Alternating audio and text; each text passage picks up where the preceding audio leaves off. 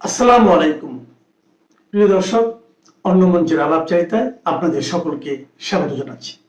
প্রিয় দর্শক শ্রোতা মন্ডলী, আপনারা এই মুহূর্তে আমাকে যে যেখান থেকে দেখছেন এবং পরবর্তীতে যে যেখান থেকে দেখবেন, আপনাদের সকলকে জানাই আমার আন্তরিক অভিনন্দন এবং শুভেচ্ছা। পাবলিক যদি জুতা পিটা করে এই ছাত্রদেরকে, পাবলিক যদি বিভিন্ন নেতাদের ধৈরা দিগম্বর করে ধোলাই করে, এটা আমার কি করার আছে ভাই? আওয়ামী লীগের কি করার আছে? সুতরাং নির্বাচনে সকলকে নিয়ে নির্বাচন করতে হবে, আওয়ামী লীগকে বাইরে রেখে কোনো নির্বাচন করা যাবে না। এটা হচ্ছে মূল।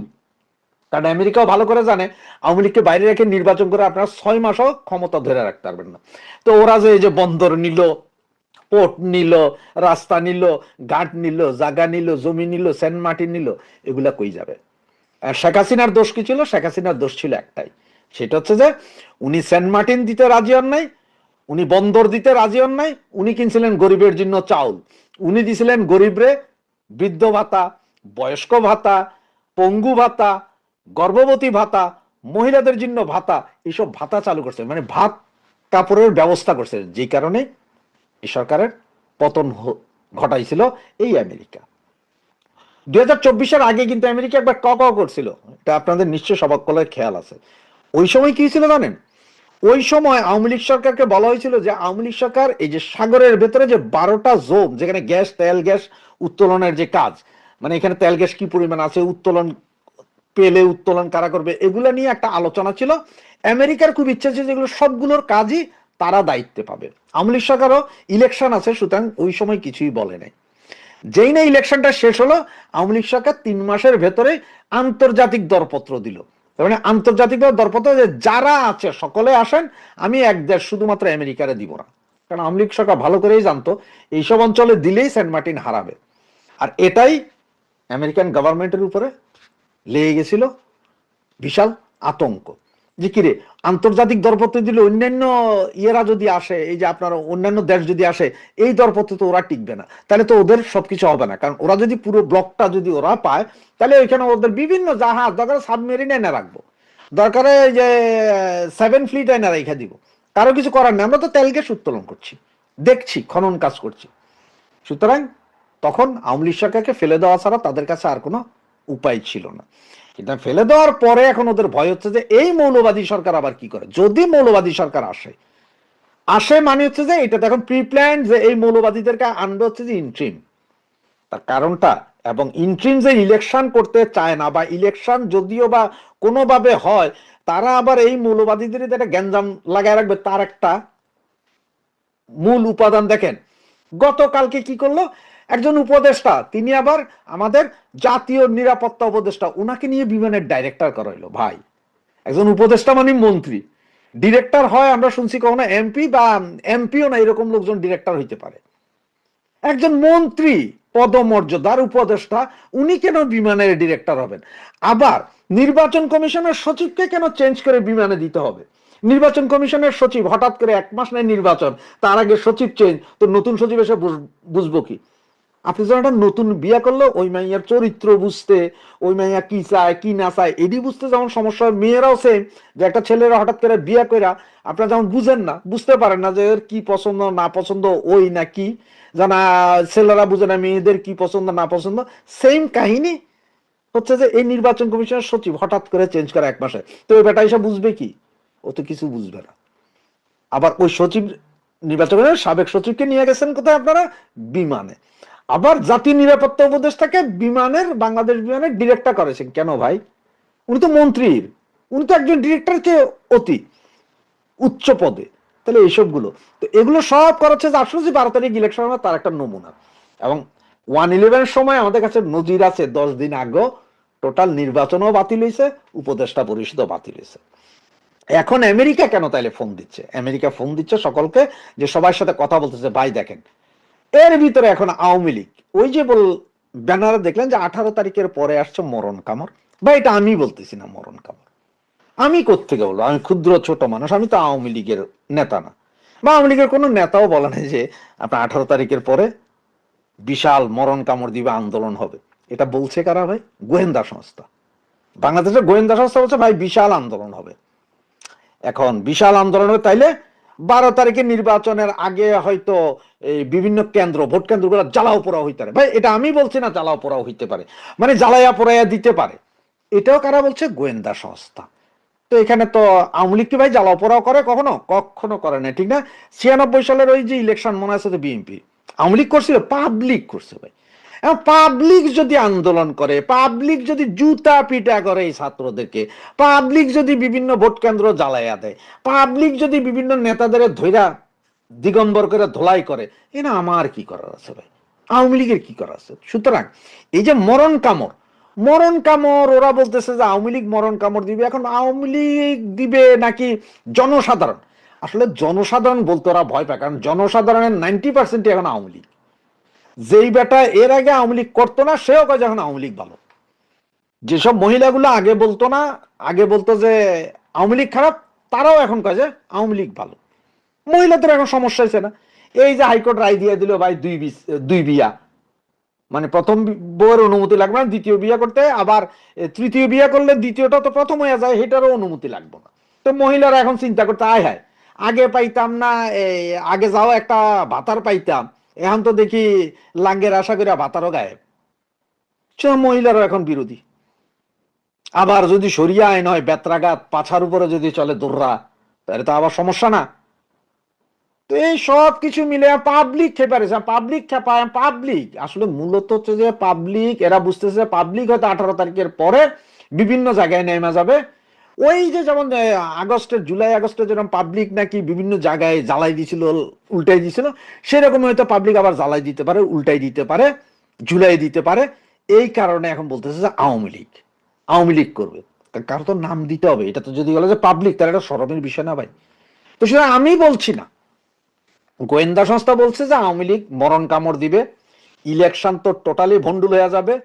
এমনও হইতে পারে যে ফেব্রুয়ারির 10 তারিখ থেকে 12 তারিখের ভিতরে যত ক্যাম্প আছে সব হাওয়া হয়ে যেতে পারে।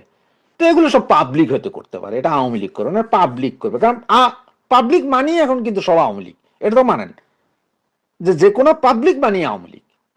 আর জামাত বিএনপি তো আলাদা। জামাত বিএনপি হলে জামাত বিএনপি, আর পাবলিক আম জনতা যেটা বলেন সেটা হচ্ছে আওয়ামী লীগ। সুতরাং আসতে পারে নাকি 18 তারিখের পরে বিশাল আন্দোলন, দিতে পারে মরণ কামড়।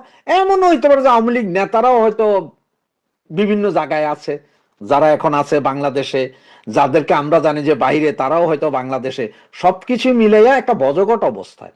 তবে আমেরিকার ভয় হয়েছে যে আওয়ামী লীগরে বাহিরে রাখে নির্বাচন করে ফয়দা হবে না, 6 মাসও টিকবেন না। সুতরাং আবারও বলি আপনাদেরকে, নো ভোট, নো ভোট।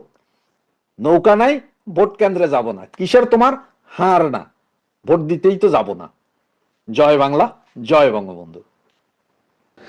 বাংলাদেশে জামায়াতের নেতৃত্বে যে একটি 11 দলীয় জোট তৈরি হয়েছিল, এই 11 দলীয় জোটের মধ্যে একটি দলের নাম ছিল বাংলাদেশ ইসলামী শাসনতন্ত্র আন্দোলন বা সরমনাইয়ের পীর সাহেবের দল।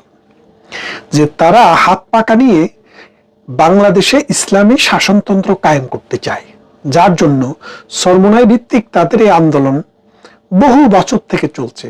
তারা এর আগেও নির্বাচন করেছে, তবে তারা কখনো জামাতের সাথে সমঝোতায় যায়নি। কারণ রেজাউল করিম সাহেব, যিনি চরমনাইয়ের পীর, তার একটি বক্তব্য আপনারা অনেকেই শুনেছেন যে এই দেশে যদি কমিউনিস্ট পার্টি আছে, অন ইসলামিক কোনো দল আসে, যদি শাসন করে, তারপরেও আশা থাকে যে এই দেশে ইসলাম কায়েম হবে। কিন্তু জামাতে ইসলাম যদি এই দেশের কখনো ক্ষমতায় আসে, তাহলে সেই আশা আর থাকে না যে ইসলামে কায়েম হবে, কারণ তারা ইসলামকে ধ্বংস করে ফেলবে। সেই রেজাউল করিমেরাই ভেদাভেদ ভুলে এই আগস্ট পরবর্তী 2024-এর আগস্ট পরবর্তী বাংলাদেশে যে মব, যে সাম্প্রদায়িক শক্তি, যে ধর্ম আশ্রয়ী শক্তি বাংলাদেশের ক্ষমতায় আসতে ঐক্যবদ্ধ হয়েছিল, তাদের সাথে 11 দলীয় জোটে যোগ দিয়েছিল। তারপরে তাদের নানান আসন ভাগাভাগি, তাদেরকে 50টি আসন দিতে রাজি হয়েছিল। অথচ বাংলাদেশে যে পরিমাণ ভোটার আছে তাদের, সেই ভোটার 3টি আসনেও পাশ করার তাদের কোনো সামর্থ্য নেই। অর্থাৎ 3টি আসনে যদি এভারেজে 5 লাখ ভোটার করে ধরেন, সারা বাংলাদেশে প্রাপ্তবয়স্ক 15 লাখ ভোটারও তাদেরকে ভোট দেওয়ার জন্য নেই। কিন্তু তারপরেও জামাতে ইসলামীর যে 11 দলীয় জোট তাদেরকে 50টি আসন ছেড়ে দিতে রাজি হয়েছে। এই 50টি আসন দেওয়ার পরও তারা এই জোট থেকে ঘোষণা দিয়ে সংবাদ সম্মেলন করে আজকে বেরিয়ে গেল। তাদের ঘোষণাটি কি? তাদের ঘোষণাটি হচ্ছে, ছোটবেলা থেকে তারা শুনে এসছে জামাতে ইসলামী অর্থাৎ মওদুদিবাদী সাম্প্রদায়িক ধর্মাশ্রয়ী যে শক্তি, এই শক্তির মূল কথা ছিল আল্লাহর আইন চাই, সৎ লোকের শাসন চাই। এবং তারা বলছে যে সৎ লোক দিয়ে আল্লাহর আইনকে বাস্তবায়ন করার জন্যই জামাতে ইসলামের জন্ম। এবং আপনারা দেখেন বাংলাদেশের বিভিন্ন অঞ্চলে জামাতের মৌলানারা যায় বলছে জমিন হচ্ছে আল্লাহর, এই জমিনে আইনও চলবে আল্লাহর। সুতরাং মানুষের তৈরি কোনো আইন জামাত বিশ্বাস করে না এবং সেই আইনের উপরে ভিত্তি করে জামাত রাজনীতি করতে চায় না। এই ভরসায় চরমোনাই, খেলাফত মজলিস, খেলাফত আন্দোলন, মুসলিম লীগ এবং নেজামে ইসলামী পার্টি এই দলে যোগ দিয়েছে। মজার বিষয়টা হচ্ছে বাংলাদেশে যারা এই 11 দলীয় জোট, এই 11 দলীয় জোটের মধ্যে নেজামে ইসলামী এবং জামাতে ইসলামী 1971 সালের 16 ডিসেম্বর সরওয়ার্দী উদ্যানে যে সারেন্ডার ডিট স্বাক্ষর হয়েছিল, সেই সারেন্ডার ডিটে তাদের নাম উল্লেখ ছিল। অর্থাৎ তারাও পাকিস্তানের পরাজিত শক্তি হিসেবে একটি অংশ সারেন্ডার করছে। সেই শক্তি এখন চরমোনাই কি বলছে দেখেন। চরমোনাইয়ের কথাটা হচ্ছে যে গতকাল জামাতে ইসলামের আমিরকে একজন খ্রিস্টান মহিলা জিজ্ঞেস করেছিল যে আপনারা যদি ক্ষমতায় যান তাহলে কোন ধরনের শাসনতন্ত্র হবে। তো তিনি উত্তরে বলেছিলেন যে আমরা কোনো শরিয়া আইন দেশে চালু করব না, আমরা যেটা করব প্রচলিত যে বাংলাদেশের আইন আছে এই আইনের ভিত্তিতেই আমরা রাষ্ট্র পরিচালনা করব। এই কথা শুনে রেজাউল করিম সাহেবের দল অর্থাৎ চরমোনাইয়ের পীর সাহেবের দল তারা বললেন যে আমরা তো এই দেশে খেলাফত কায়েম করতে চাই, এদেশে তো আমরা শরিয়া আইন কায়েম করতে চাই, এদেশে তো আমরা ইসলামী শাসনতন্ত্র দেখতে চাই। সুতরাং এই জন্যই তো আমরা জামাতের সাথে সকল ইসলামিক জোটের ভোট এক বাক্সে যাওয়ার জন্যই তো আন্দোলন করছিলাম। তা এখন যদি আমাদের সেই একই বক্সে ভোট না পড়ে আর ভোট পড়ার পরও যদি সেখানে যদি ইসলামিক আইন বাস্তবায়ন না হয়, কোরআনের আইন বাস্তবায়ন না হয়, তাইলে আমরা জামাতের সাথে জোট করে লাভ কি? তাদের কথাতে যথেষ্ট যুক্তি আছে। তাদেরকে আমি অন্তত একটা বিষয়ে সাধুবাদ দেই, তাদের মধ্যে মুনাফিকি নাই। মুনাফিকের একটা চিহ্ন আছে। আগে বলেছিলেন যে জামাতে ইসলাম যদি কোনোদিন ক্ষমতায় আসে তাহলে ইসলাম আর বাংলাদেশে থাকবে না, কিন্তু এখন তারা সেই জায়গা থেকে সরে এসেছেন মনে করেন না। অবশ্যই এটা মুনাফিকি না হইয়া বলতে পারে যে পরিবর্তিত পরিস্থিতিতে তারা হয়তো এই অ্যাসেসমেন্টটা তাদের বদলিয়েছেন, হঠাৎ করে তারা কিন্তু এই সিদ্ধান্তে আসেননি। কিন্তু জামাতে ইসলামের মধ্যে টোটাল মুনাফিকি। মুনাফিকিটা কি দেখেন, তারা বলেছে আল্লাহর আইন চায়, সৎলোকের শাসন চায়, জমিন আল্লাহর, শাসনতন্ত্র হবে আল্লাহর। কিন্তু তারা যে শাসনতন্ত্র এখন কায়েম করতে যাচ্ছে সেটা হচ্ছে মানুষের শাসনতন্ত্র। তাহলে তাদের মুখ এবং বুক, তাদের বিশ্বাস এবং তাদের এক্সপ্রেশন দুইটা আলাদা। এটা হচ্ছে একটা মুনাফিকের প্রথম লক্ষণ। দ্বিতীয় লক্ষণটা আমি বলি, 1971 সালের কথা যদি আপনি ধরেন, তারা বলেছিল কি আমরা মজলুমের পক্ষে, জালেমের বিপক্ষে। আপনারা সবাই জানেন 1971 সালের 26শে মার্চের কালো রাত্রিতে বাংলাদেশ কিন্তু পাকিস্তান আক্রমণ করেনি, পাকিস্তান বাহিনী এসে বাংলাদেশ আক্রমণ করে, অসংখ্য নিরীহ মানুষকে হত্যা করে। এই হত্যাযজ্ঞ যারা চালিয়েছিল তারা ছিল জালেম, আর বাংলাদেশের নিরীহ অসহায় মানুষেরা ছিল মজলুম। সেদিন জামাতে ইসলামী দাঁড়িয়েছিল পাকিস্তানের নির্যাতনকারী জালেমের পক্ষে আর মজলুমের বিপক্ষে। তাদের এটি আরেকটি চিহ্ন, মুখে যা বলে বুকে তা ধারণ করে না, মিথ্যা করে বলে। তারা আসলে জালেমের পক্ষে, তারা মজলুমের পক্ষে না। এখন এই যে চরমোনাইয়ের পীর সাহেব ঘোষণা দিয়ে বেরিয়ে গেল, এই নির্বাচনের প্রভাবটা কি পড়বে দেখেন। 50টা আসনের মালিক একটি দল ঘোষণা দিয়ে জামাতি অ্যালায়েন্স থেকে বেরিয়ে গেল। সেইখানে এবার আমরা বিশ্বাস করি জামাতের ভোটার বাংলাদেশে নেহায়েত কম। কেন কম? যে চরমোনাইয়ের 15 লাখ মানুষ, 20 লাখ মানুষ নিয়ে তারা যদি 50টি আসন পেতে পারে, তাহলে 100টি আসন সমান 40 লাখ। আর 200টি আসন সমান 80 লাখ, আর 300টি আসন সমান 120 লাখ, 1,20,00,000 মানুষ, 300টি আসন। তাহলে হিসাব করেন বাংলাদেশের যে আরো 12 কোটির মধ্যে যে আরো 11 কোটি 10.5 কোটি ভোটার, তাদের আসন সংখ্যা কত, সেটা একটু হিসাব করার বিষয় আছে। তারপরে দেখেন, এখন এই জামায়াতে ইসলামীর জোট থেকে যখন এই 6 ভাগের 1 ভাগ লোক চলে গেল, তার মানে 50টা করে যদি ধরেন 300 আসন, তার মানে 6 ভাগের 1 ভাগ, 6 ভাগের 1 ভাগ মানে কত পার্সেন্ট? প্রায় 17%, 16 থেকে 17%। তার মানে জামায়াতের নির্বাচনে জয়ী হওয়ার যে সম্ভাবনাটি ছিল, সেটি 17% রিডিউস হয়ে গেছে। এক। দ্বিতীয়ত আরেকটি বিষয় আপনাদেরকে মনে রাখতে হবে, যে বাংলাদেশে যে মৌলবাদী শাসন, বাংলাদেশে যে পাকিস্তান প্রেমীদের শাসন, বাংলাদেশে ধর্মাশ্রয়ী শাসন, বাংলাদেশে খেলাফতের শাসনের যে স্বপ্ন, এই স্বপ্নটা এই জমিনে কখনো বাস্তবায়ন করা সম্ভব না। কেন সম্ভব না? দেখেন, এই 18 কোটি মানুষ বাংলাদেশের অন্ন, বস্ত্র, বাসস্থান, শিক্ষা এবং চিকিৎসার জন্য সংগ্রাম করছে। এই সংগ্রামরত অবস্থায় বাংলাদেশ 53 বছরের স্বাধীনতার পর হাঁটি হাঁটি পা পা করে যেটুক এগিয়েছে, সেটা পাকিস্তানের চাইতে 1000 মাইল বেশি। আপনি যদি আজকের দিনটাকে বেস করে ধরেন, তারা যে পাকিস্তানের স্বপ্নে বিভোর, তারা যে মৌলবাদী শাসনের স্বপ্নে বিভোর, সেই মৌলবাদী শাসনের প্রভু যারা পাকিস্তান, তারা বাংলাদেশের চাইতে 1000 মাইল দূরে। কিভাবে দূরে? দেখেন, আজকে বাংলাদেশের একটি টাকা কিনতে চান, পাকিস্তানের 3টি টাকা আপনাকে দিতে হবে। তাহলে কি বুঝলেন? আমরা তাদের চাইতে 3 গুণ ধনী। আপনি যদি রিজার্ভের কাছে যান, আমাদের রিজার্ভ 20 থেকে 30 বিলিয়ন, আর তাদের রিজার্ভ 6 বিলিয়ন। মাথাপিছু আয় আমাদের 2700, তাদের 1500 থেকে 1600, 1800। তার মানে সব দিক থেকে, শিক্ষা, সংস্কৃতি, communication, transportation, education, health, life expectancy, সব দিক থেকে আমরা তাদের প্রভুদের চাইতে এগিয়ে। দ্বিতীয়ত, সারা বিশ্বে মৌলবাদী শাসনের যে প্রতিভূ যারা ছিল, 3-4টি দেশ, সিরিয়াতে তারা পরাজিত হয়েছে, ইরানে পরাজয়ের দ্বার প্রান্তে, ইয়েমেনে এই মৌলবাদী গোষ্ঠী ভূপাতিত হয়েছে, ইজিপ্টে সিসির গভর্নমেন্টকে শুধু পরাজিতই করেনি, সিসিকে মৃত্যুদণ্ডের রায় পর্যন্ত দিয়েছে। সুতরাং আপনারা বুঝতে পারছেন যে মৌলবাদী ধর্মভিত্তিক যে রাজনীতি, সারা বিশ্বে এটার এখন কবর রচনার পথে। বাংলাদেশের নতুন করে গাঁজা খাইয়া এখন তারা রাস্তায় নেমেছে। আপনারা জানেন যে দুবাই সাম্প্রতিক সময়ে ঘোষণা দিয়েছে যে লন্ডনের মানুষ, লন্ডনের সরকার খুবই লিবারেল, এখানে যে কোনো ধর্ম নিয়ে গবেষণা করতে পারে, চর্চা করতে পারে, রেডিক্যাল লোকেরাও এখানে এসে কিন্তু গবেষণা করে।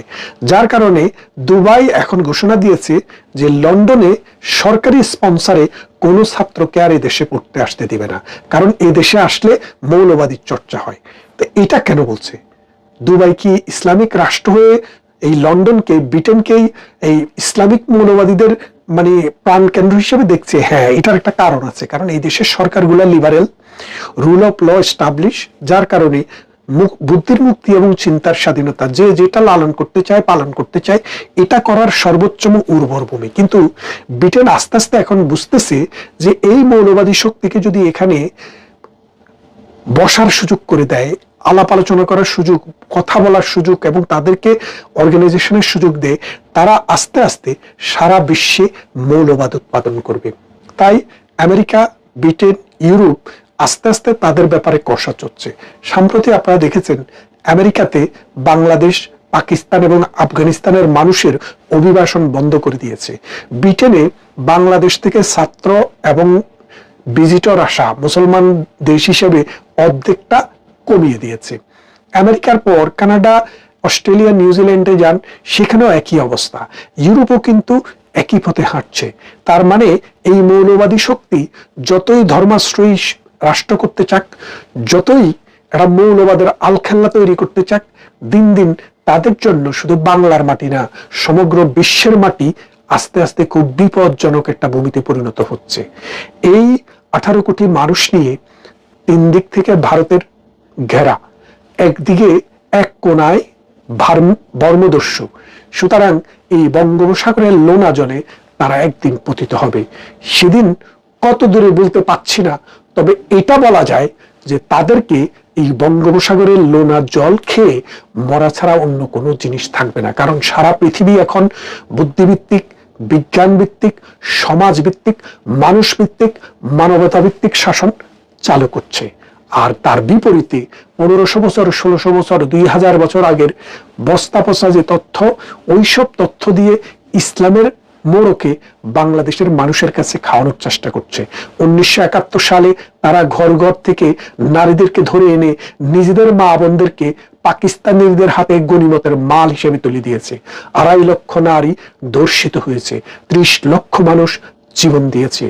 1 কোটি মানুষ বাংলাদেশ থেকে ইন্ডিয়াতে হিজরত করে তারা আশ্রয় শিবিরে আশ্রয় নিয়েছে। সেই দেশটি মানুষের চেষ্টায়, সাধনায়, চিন্তায়, কষ্টে স্বাধীন হয়েছে। তারা স্বাধীনতার বিরোধী শক্তি। আজকে আমাদের এই পতাকাকে তারা খামচে ধরার চেষ্টা করেছে। সেখান থেকে 1 উইকেট পতন হয়েছে, অর্থাৎ সরমোনায় চলে যাওয়ার পর তাদের 17 থেকে 20% ক্যাপাসিটি আজকে রিডিউস হয়ে গেছে। তাদের সাথে কর্নেল অলির দলও আছে, 8টি নাকি 9টি আসন দিয়েছে। নিজের আসনটিতে পাশ করবে কিনা সেটা সন্দেহ আছে। সেই অলির দলের একজন মানুষকে অলি ছাড়া আর কেউ চিনে না। প্রতি বছর বছর অলি নতুন নতুন কথা বলেন। আরেকটা বাটপার আপনি জানেন, খেলাপাত, ওই যে মামুনুল হক 501 নম্বর রুমে আরেকজনের বউ নিয়ে ধরা পড়েছে। বাংলাদেশের আইনে প্রথম বউয়ের পারমিশন ছাড়া বিয়ে করা অবৈধ এবং সেটা শাস্তিযোগ্য অপরাধ। সেই ক্ষেত্রে মামুনুল জেলে থাকার কথা ছিল, কিন্তু বাংলাদেশ এখনো আরো বহুদূর হাঁটতে হবে এই সব ক্রিমিনালদেরকে জেলে আনতে হলে। এই মামুনুলরা একসময় হেফাজত ছিল, যেটা হেফাজতের একটি বড় সাংগঠনিক পোস্টে তিনি রয়েছেন। যেই হেফাজত ধর্মীয় রাজনীতি করে না, তারা মনে করে এটা রাজনৈতিক শক্তি না, এটা হচ্ছে ধর্মীয় শক্তি। সেই হেফাজতের নেতাই এখন এই 12 দলীয় বা 11 দলীয় জোট, এখন তো 10 দলীয় জোট। নির্বাচন যতই ঘনিয়ে আসছে, সাসপেনশন ততই বাড়ছে। নির্বাচন হবে, এখনো মানুষের মধ্যে সেই বিশ্বাস আসেনি। মনে করে মানুষ যে ডক্টর ইউনূস এবং পাকিস্তান গং বাংলাদেশটাকে একটা অন্ধকার যুগের দিকে নিয়ে যাওয়ার জন্য এই জামাতকে ব্যবহার করে এই সুন্দর স্বাধীন এই রাষ্ট্রটিকে ধ্বংস করার চেষ্টা করছে। আপনারা যারা বাংলাদেশকে ভালোবাসেন, মুক্ত বুদ্ধিকে ভালোবাসেন, ধর্ম বর্ণ নির্বিশেষে একটি সমাজ, একটি রাষ্ট্র সামনের দিকে এগিয়ে যাক, সেটাকে ভালোবাসেন, তাদেরকে আজকে সিদ্ধান্ত নিতে হবে বাংলাদেশ নাকি পাকিস্তান। বাংলাদেশের রাজনীতিতে এখন চলছে মিটিং বা বৈঠকের ছড়াছড়ি। এর কোনটি হচ্ছে প্রকাশ্যে, কোনটি চলছে গোপনে, কোনটি দেশীয় শক্তির সাথে, কোনটি বিদেশি পরাশক্তির সাথে। তবে খবর হলো অন্তর্বর্তী সরকারের বিদেশি মিত্ররা, বিশেষ করে আমেরিকা ও ইউরোপের শক্তিশালী দেশগুলো সরকারের উপর আস্থা হারিয়ে ফেলেছে। 2 নৌকায় পা রাখতে গিয়ে অন্তর্বর্তী সরকার পড়েছে বিপাকে। যুক্তরাষ্ট্রের মন রাখতে খলিলুর রহমানের সফর শেষে তড়িঘড়ি করে যুক্তরাষ্ট্রকে দেয়া কথা মতো বোয়িং বিমান কেনার চুক্তি এ মাসেই সেরে ফেলতে যাচ্ছে ইউনূস সরকার। প্রক্রিয়াটি নির্বিঘ্ন করতে তড়িঘড়ি করে শেষ মুহূর্তে এসে রাষ্ট্রায়ত্ত বিমান বাংলাদেশ এয়ারলাইন্সের পরিচালনা পর্ষদে প্রশাসনের 3 জন গুরুত্বপূর্ণ কর্মকর্তাকে পরিচালক হিসেবে নিয়োগ দিয়েছে অন্তর্বর্তী সরকার, যা নিয়ে দেখা দিয়েছে ব্যাপক সমালোচনা। অন্যদিকে ইউরোপের দেশগুলোর চাপের মুখে এয়ারবাস কেনার আশ্বাস দিয়েছিল অন্তর্বর্তী সরকার, কিন্তু সে আশ্বাস থেকে সরকার যোজন যোজন দূরে থাকায় সরকার উপর বেজায় চটেছে ইউরোপের শক্তিশালী দেশগুলো। আবার বোয়িং বিমান কেনার প্রক্রিয়াটি শুরু করতে গেলেও যুক্তরাষ্ট্রের আরো অনেক শর্ত পূরণ করতে পারছে না অন্তর্বর্তী সরকার। বিশেষ করে জাতীয় নিরাপত্তা উপদেষ্টা মার্কিন সফরে গিয়ে অনেক জিজ্ঞাসার জবাব দিতে না পারায় ভিন্ন পথে হাঁটা শুরু করেছে ট্রাম্প প্রশাসন। সূত্রগুলো বলছে, অন্তর্বর্তী সরকারের উপর আস্থা হারিয়ে যুক্তরাষ্ট্র ও ইউরোপীয় দেশগুলোর প্রতিনিধিরা যোগাযোগ শুরু করেছে 3টি প্রধান দলের সাথে। এর মধ্যে কার্যক্রম নিষিদ্ধ থাকা আওয়ামী লীগের সাথে বৈঠক হয়েছে গোপনে, আর বিএনপি ও জামাত ইসলামীর সাথে বৈঠকের কথা উঠে এসেছে গণমাধ্যমে। তবে প্রকাশ্যে বাণিজ্য নিয়ে আলোচনা করা হচ্ছে দাবি করা হলেও আলোচনা হচ্ছে এমন কিছু বিষয় নিয়ে যেগুলোর কারণে শিগগিরই হয়তো পাল্টে যেতে পারে রাজনীতি ও নির্বাচনের দৃশ্যপট। বিশেষ করে নির্বাচনের আগে আইন শৃঙ্খলা পরিস্থিতিকে কেন্দ্র করে সুষ্ঠু নির্বাচনের পরিবেশ নিয়ে প্রশ্ন তোলা হতে পারে নানা মহল থেকে। ট্রাম্পের আরোপ করা রেসিপ্রোকাল ট্যারিফ সামাল দিতে নিজেদের এখতিয়ারের বাইরে গিয়ে নন ডিসক্লোজার এগ্রিমেন্ট করেছিল ইউনূস প্রশাসন। এ নিয়ে ব্যাপক সমালোচনা হলেও কোনো কিছুই কেয়ার করেনি অন্তর্বর্তী সরকার। শুধু তাই নয়, দেশের টাকা গচ্চা দিয়ে যুক্তরাষ্ট্র থেকে তুলনামূলক বেশি দামে কম আমদানি করেছে। কারণ রাশিয়ান গমের দাম কম হলেও যুক্তরাষ্ট্রের বাজার ও দুই দেশের মধ্যে স্বাক্ষরিত বাণিজ্য চুক্তি রক্ষা করাকে গুরুত্ব দিয়েছে অন্তর্বর্তী সরকার। গত অক্টোবরে যুক্তরাষ্ট্র থেকে যে গম আমদানি করা হয় তার দাম প্রতি টনে রাশিয়ার গমের তুলনায় $80 বেশি ছিল। তা সত্ত্বেও অক্টোবরে 57,000 টন গমের প্রথম চালান যুক্তরাষ্ট্র থেকে বাংলাদেশে আসে। মোট 4,40,000 টন গম কেনার চুক্তি আছে বাংলাদেশের অন্তর্বর্তী সরকারের সাথে যুক্তরাষ্ট্রের। দাম বেশি পড়ার আরো একটি কারণ হলো যুক্তরাষ্ট্রের কোন প্রতিষ্ঠানের সাথে চুক্তি না করে সরকার রহস্যজনক কারণে চুক্তি করেছিল সিঙ্গাপুর ভিত্তিক গম সরবরাহের তৃতীয় পক্ষ প্রতিষ্ঠান অ্যাগ্রোকর্প ইন্টারন্যাশনালের সাথে। ট্রাম্প প্রশ্নের মূল রাখতে এমন আর কি করেছে সে হিসাব মার্কিন যুক্তরাষ্ট্রে গিয়ে গত 8 জানুয়ারি তুলে ধরেন বাংলাদেশের অন্তর্বর্তী সরকারের জাতীয় নিরাপত্তা উপদেষ্টা ডক্টর খলিলুর রহমান। সেখানে যুক্তরাষ্ট্রের বাণিজ্য প্রতিনিধি জেমিসন গ্রিয়ারের সঙ্গে তার বৈঠক হয়। সে বৈঠকের খবর বেশ ফলাও করে বাংলাদেশের অন্তর্বর্তী সরকারের পক্ষ থেকে প্রচার করা হয়েছিল। কিন্তু মার্কিন সরকারের ঊর্ধ্বতন কর্তা ব্যক্তিরা খলিলুর রহমানের ভাষ্য মনোভূত না হওয়ার বার্তাই দেন। সেজন্য আমেরিকা থেকে বোয়িং বিমান কেনার চুক্তি সেরে ফেলার তোড়জোড় শুরু করেছে সরকার। সে প্রক্রিয়া যাতে নির্বিঘ্নে করা যায় সেজন্য রাষ্ট্রায়ত্ত বিমান বাংলাদেশ এয়ারলাইন্সের পরিচালনা পর্ষদে প্রশাসনের 3 জন গুরুত্বপূর্ণ কর্মকর্তাকে পরিচালক হিসেবে নিয়োগ দিয়েছে সরকার। 15 জানুয়ারি বেসামরিক বিমান পরিবহন ও পর্যটন মন্ত্রণালয় থেকে জারি করা এক গেজেট প্রজ্ঞাপনে বলা হয়েছে, জাতীয় নিরাপত্তা উপদেষ্টা খলিলুর রহমান, প্রধান উপদেষ্টার বিশেষ সহকারী ফয়েজ আহমেদ তৈয়ব ও নির্বাচন কমিশন সচিবালয়ের সিনিয়র সচিব আক্তার আহমেদকে বিমানের নতুন পরিচালক হিসেবে নিয়োগ দেওয়া হয়েছে। যেখানে জাতীয় সংসদ নির্বাচন ও গণভোটের মতো মহাযজ্ঞের সামনে ঠিক তার আগে কেন নির্বাচন কমিশনের সচিবকে এ পদে নিয়োগ দেওয়া হলো তা নিয়ে বিস্ময়ের শেষ নেই সংশ্লিষ্টদের। আবার 3 জনের কারোরই এভিয়েশন বিষয়ে কোনো অভিজ্ঞতা নেই। সূত্রগুলো বলছে মার্কিন বোয়িং বিমান কেনার বিরোধিতা করায় 2 জনকে পর্ষদ থেকে সরিয়ে দেওয়া হয়েছে। এর পরপরই খবর হলো বিমান বাংলাদেশ এয়ারলাইন্স ও মার্কিন উড়োজাহাজ নির্মাণকারী প্রতিষ্ঠান বোয়িং এর মধ্যে চলতি মাসে চুক্তি সই হতে যাচ্ছে। বোয়িং এর প্রথম উড়োজাহাজটি 2031 সালের অক্টোবরে বাংলাদেশকে ডেলিভারি দেওয়ার কথা রয়েছে। বাকি উড়োজাহাজগুলো 2035 সালের নভেম্বরের মধ্যে সরবরাহ করা হতে পারে। সূত্রগুলো বলছে সরকার এমন সিদ্ধান্তে বেজায় চটেছে ইউরোপের বেশ কয়েকটি শক্তিশালী দেশ। এগুলো হলো যুক্তরাজ্য, ফ্রান্স, জার্মানি ও ইউরোপীয় ইউনিয়ন। অন্তর্বর্তী সরকার গত অক্টোবরে যুক্তরাষ্ট্র থেকে বোয়িং বিমান কেনার কথা ঘোষণা করার পর গত বছরের নভেম্বরে এই 4টি দেশ ও সংস্থার রাষ্ট্রদূতরা ঢাকায় প্রকাশ্যে এয়ারবাস কেনার পক্ষে কূটনৈতিক তৎপরতা শুরু করেছিলেন। গত সরকার আমল থেকে বিমান বাংলাদেশ এয়ারলাইন্সের কাছে 14টি প্লেন বিক্রির প্রস্তাব দিয়ে রেখেছে, যার মধ্যে রয়েছে 10টি এয়ারবাস A350 এবং 4টি এয়ারবাস A320 নিও। গত 26 নভেম্বর ঢাকায় এক অনুষ্ঠানে জার্মানির রাষ্ট্রদূত রুডিগার লোর্টসে কোনো রাগঢাক না রেখে বলেছিলেন এয়ারবাস থেকে উড়োজাহাজ কেনার প্রতিশ্রুতি থেকে বাংলাদেশ সরে এলে ইউরোপের সঙ্গে বাণিজ্য সম্পর্ক প্রভাব পড়বে। তিনি বলেছিলেন ইউরোপের বাজারে শুল্ক ছাড়ের আলোচনার আবহ এয়ারবাস নিয়ে বাংলাদেশের সিদ্ধান্তের কারণে বদলে যেতে পারে। কূটনৈতিক সূত্রগুলো বলছে অন্তর্বর্তী সরকার বোয়িং বিমান কেনার সিদ্ধান্তে ইউরোপীয় শক্তিশালী দেশগুলো আগে থেকে আপত্তি জানিয়েছিল। যুক্তরাষ্ট্রকে খুশি করতে নির্বাচনের আগে চুক্তি করার উদ্যোগ নেয় অধ্যাপক ইউনূসের ইউরোপীয় মিত্ররা এখন ভিন্নভাবে চিন্তা করছে। জানা গেছে নির্বাচনকে ঘিরে সরকারের উপর ইউরোপিয়ান ওই দেশগুলোর চাপ শিগগিরই দৃশ্যমান হবে। এমনকি নির্বাচনকে ঘিরে ইউরোপিয়ান ইউনিয়ন যেসব সিদ্ধান্তের কথা জানিয়েছিল সেগুলোতে পরিবর্তন আসতে পারে। এর মধ্যে খবর হলো ট্রাম্পের প্রশাসনের বাণিজ্য প্রতিনিধিরা বিএনপি চেয়ারম্যান তারেক রহমান ও জামায়াতে ইসলামের আমির ডক্টর শফিকুর রহমানের সাথে আলাদা আলাদা ভার্চুয়াল বৈঠক করেছেন। নির্বাচনের আগে আবার যেখানে খলিলুর রহমান এক সপ্তাহ আগে ঠিক একই প্রতিনিধিদের সাথে বৈঠক করে আসলেন, সেখানে ভার্চুয়াল বৈঠকের প্রয়োজন পড়ল কেন? প্রশ্ন উঠেছে অধ্যাপক ইউনূসের সরকার নিজের এখতিয়ারের বাইরে দেশের ইতিহাসে প্রথমবারের মতো যে গোপন চুক্তি করেছেন, সেটি যে রাজনৈতিক সরকারগুলো দেশের স্বার্থের কথা চিন্তা করে বহাল রাখতে পারবে না, এমন দুশ্চিন্তাকে মার্কিন সরকারকে পেয়ে বসেছে। মানবজমিনে এ নিয়ে যে খবর প্রকাশিত হয়েছে তা যদি সত্যি হয় তাহলে সেটি হবে উদ্বেগজনক। মানবজমিনের খবরে বলা হয়েছে ইউএস ট্রেড রিপ্রেজেন্টেটিভ জেমিসন গ্রিয়ারের সাথে তারেক রহমানের আধা ঘন্টার বৈঠকের শুরুটা ছিল অনেকটা নাটকীয়। ট্রেড নেগোসিয়েশনের নানা বিষয় আলোচনায় উঠে আসে। মিস্টার গ্রিয়ার জানতে চান এই ট্রেড নেগোসিয়েশনে তারেক রহমানের অবস্থান কি, বিশেষ করে বাংলাদেশ সরকারের তরফে যে আলোচনা হয়েছে তা নিয়ে তার মনোভাব কি।